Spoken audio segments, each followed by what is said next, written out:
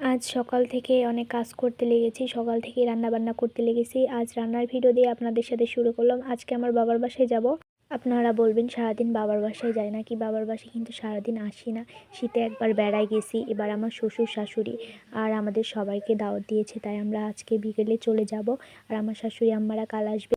আর বাবার বাড়ির কথা শুনলেই না অনেক কাজ হয়ে যায়। বাসায় সব কাজ সারতে সারতে আমাদের কোনো দিনই আগাবেলা যাওয়া হয় না, বিকেলবেলা ছাড়া। আর সকালবেলায় রান্না করতে লেগেছি, আমাদের বরে পাট লেগেছিলো তো। আর রান্নাবান্না তো করতেই হবে, বর থেকে এসে খাওয়া দাওয়া করবে, বরে লাহারি দিতে হবে।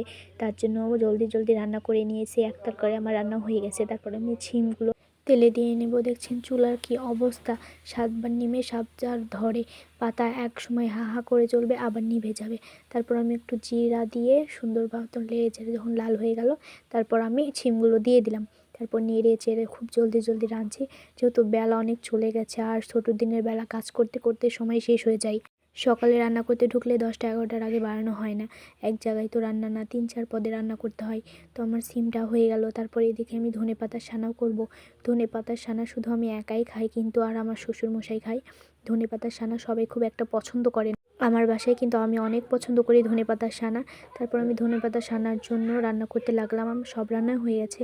এক তরকারি রান্নাম, তারপর পুরপুরি করলাম, তারপর ছিম রান্নাম, ভাত রান্না করলাম, তারপর ধনেপাতা রান্না করতে লাগছি। এই তো পেঁয়াজগুলো আমি দিয়ে দিয়েছি। কেউ কেউ কিন্তু কাঁচা ধনের পাতাও সানা খায়, কিন্তু কাঁচাটা কিন্তু স্বাদ অত লাগে না, এভাবে করলে বেশি স্বাদ লাগে। আসলে যার যেমন লাগে, সব কিন্তু আলাদা আলাদা ভিন্ন ভিন্ন স্বাদ। একভাবে খেলে এই স্বাদ, আরেকভাবে খেলে ওই স্বাদ, তার জন্য ভিন্ন স্বাদের ভিন্ন জিনিস। তো আমি এভাবে খেতেই পছন্দ করি। কাঁচাটা খাই, ওটা কালাই রুটি হলে বেশি ভালো লাগে। আর এভাবে গরম ভাতের সাথে শীতের সকাল হয়ে গেলে কত কথাই নেই। আর আমি শুধু একাই খাবো, তার জন্য এতটুকুই রান্না করছি। আরও আছে, বাট অর্ধেক রান্না করছি আর অর্ধেক রেখে দিয়েছি। তারপর এই তো সব কিছু একদম রেডি করে নিয়েছি। এখানে পুরোপুরি ভাত খুলেছি, সিম ধনেপাতার ভর্তা সব একদম গরম গরম ভাতের সাথে একদম অসাধারণ লাগবে। তারপর আমি জলদি জলদি ভাত তুলে নিয়ে খেতে বসলাম, কারণ আমার আরও কাজ পড়ে আছে। জলদি জলদি খেয়ে আমাকে আরও কাজ করতে হবে। তারপর আমি খেতে বসলাম। এদিকে আমার শাশুড়ি আবার বলছে, একা একাই খেতে বসে গেছো আজকে আমাদের রেখে। তার জন্য আমি মুচকি মুচকি হাসছিলাম যে আজকে তো আমার পাড়াপাড়ি আছে, বিকেলবেলা আম্মার বাসায় যেতে হবে তাই। তারপর এইদিকে দেখেন গোবর তুলতে লাগছি। গরুর গোয়ালের কি অবস্থা, ছোটো দিনের বেলা তো বেলা করে মানে রোদ হয় তো বেলা করে গরুটা বের করে থুয়ে তারপর আমি ঝাড় দিতে লাগলাম। কি অবস্থা দেখছেন, একটা গোয়ালে 2টা গরু থাকে তাও কি অবস্থা।